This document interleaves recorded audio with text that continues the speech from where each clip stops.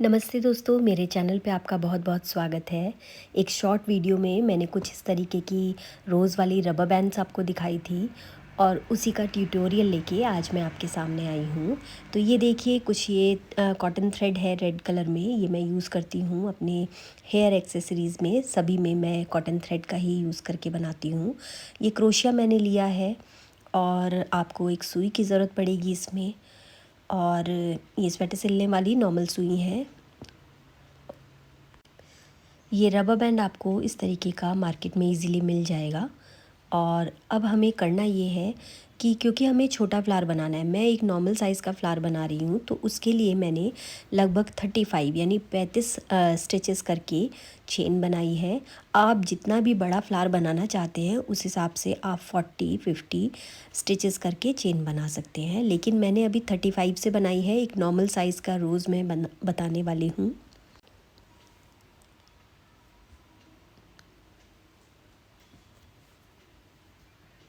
तो ये देखिए, ये मैंने फ़ास्ट फॉरवर्ड में चलाया है जिससे कि ज़्यादा वीडियो लंबा ना हो। आराम से आप 35 स्टिचेस वाली एक चेन बना लीजिए। उसके बाद आपको करना ये है, ये देखिए, ये एक सिंपल चेन मैंने बनाई है।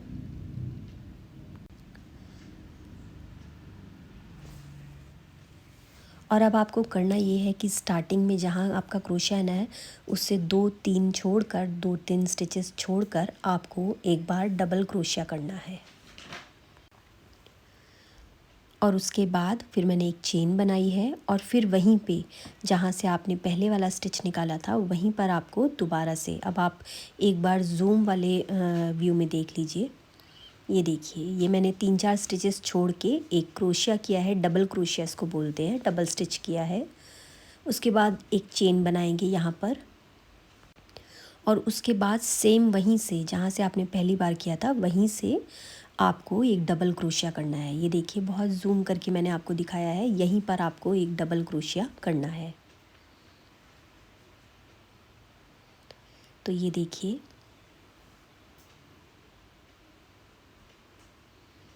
उसके बाद आपको करना क्या है, नीचे जो ये स्टिचेस है ना इसमें फ़र्स्ट वाला आप छोड़ दीजिए, यानी जहाँ पर आपने बनाया है उससे नेक्स्ट वाला छोड़ के उससे अगले वाले में, यानी एक छोड़ा आपने और उसके बाद दूसरे में आपको वापस से एक डबल क्रोशिया करना है, एक चेन बनानी है और उसी वाले जगह से आपको एक बार डबल क्रोशे और करना है, यानी एक में से 2 बार निकालना है आपको। अब दोबारा आपको एक और छोड़ना है और जहाँ पे मैंने फिंगर अपनी पॉइंट की है वहाँ पर से दोबारा उसको निकालना है, डबल क्रोशिया करना है। सेम यही पैटर्न पूरी चेन में आप फॉलो करेंगे। ये देखिए, चेन बनाई और उसके बाद अब ये डबल क्रोशिया हो गया। ये देखिए, बहुत आसान तरीके से मैंने आपको रोज़ बनाना बताया है। इसी मेथड से आप रोज़ फ्लावर्स जो स्टिक में आपने देखे होंगे मेरे वीडियोस में वो भी बना सकते हैं। अब ये पूरा एंड तक, यानी चेन जहाँ तक बनी है वहाँ तक आपको यही पैटर्न फॉलो करना है। तो ये देखिए, कुछ इस तरीके से ये मैंने बना लिया है। अब ये देखिए, पूरा लास्ट तक मैंने बना लिया है। अब आपको करना ये है, वीडियो को थोड़ा सा जूम करके देखेंगे तो आपको बिल्कुल क्लियर समझ में आ जाएगा। वैसे मैंने काफ़ी जूम में बनाया है ये। उसके बाद एक चेन बनाई है और वहीं पर अब आप ध्यान से दोबारा इसको देखिएगा। एक चेन बनाई है मैंने पहले और वहीं पर, यानी फ़र्स्ट वाली स्टिच पे, ये आपको, आप समझ रहे होंगे, यहाँ पर आपको 6 बार डबल क्रोशिया करना है। 2, 3, 4, 5 और एक ये 6।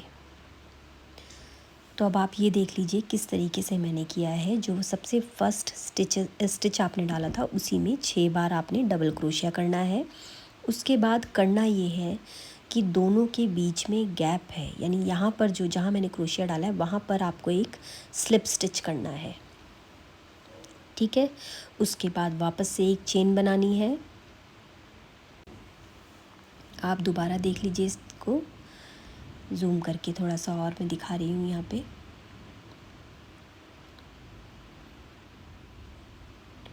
ये 6 डबल क्रोशिया जहाँ एक ही जगह से निकाले थे। अब आपको इसके नेक्स्ट वाले में जो आपको छेद दिख रहा है, ये देखिए, ये देखिए जहाँ मैंने फिंगर अपने पॉइंट कर रही हूँ मैं, वहाँ पर आपको एक स्लिप स्टिच करना है।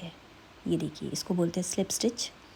उसके बाद वापस से एक चेन बनानी है, और जो इससे अगला वाला है, ये वी शेप आपको दिख रही होगी, आप समझ रहे होंगे। तो यहाँ पर आपको फिर से 6 बार डबल क्रोशिया करना है, जैसे आपने पहली बार किया था।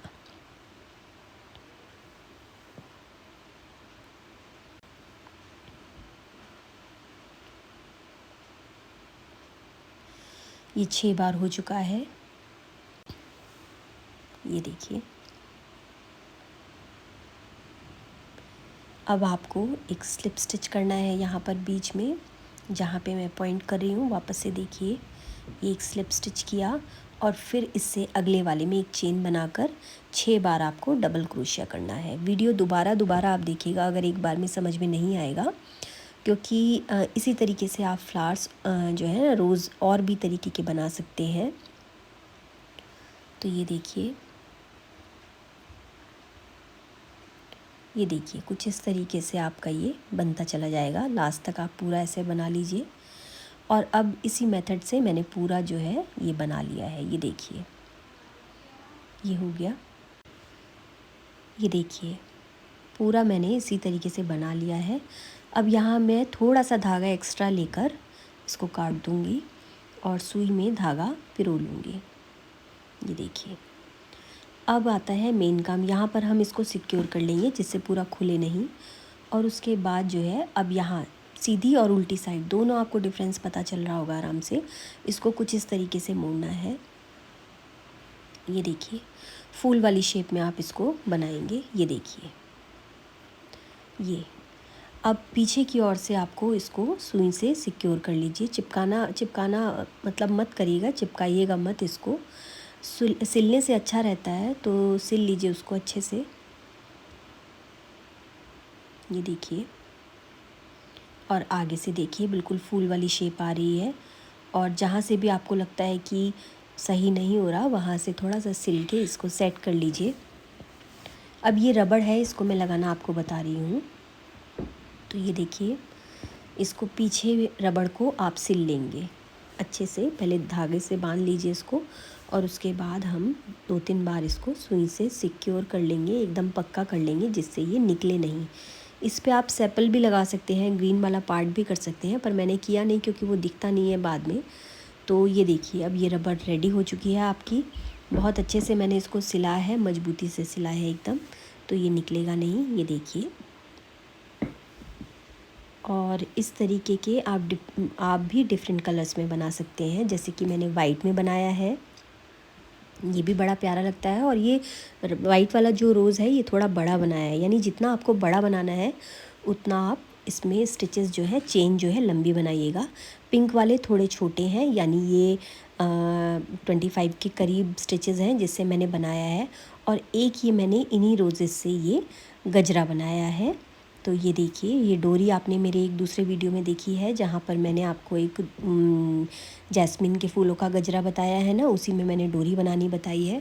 तो ये देखिए, ये है व्यू इसका लगने के बाद में। इस तरीके से आप लगा सकते हैं। बाकी आपको कैसा लगा है ज़रूर बताइएगा। चैनल पे आने के लिए आप सभी का बहुत बहुत धन्यवाद।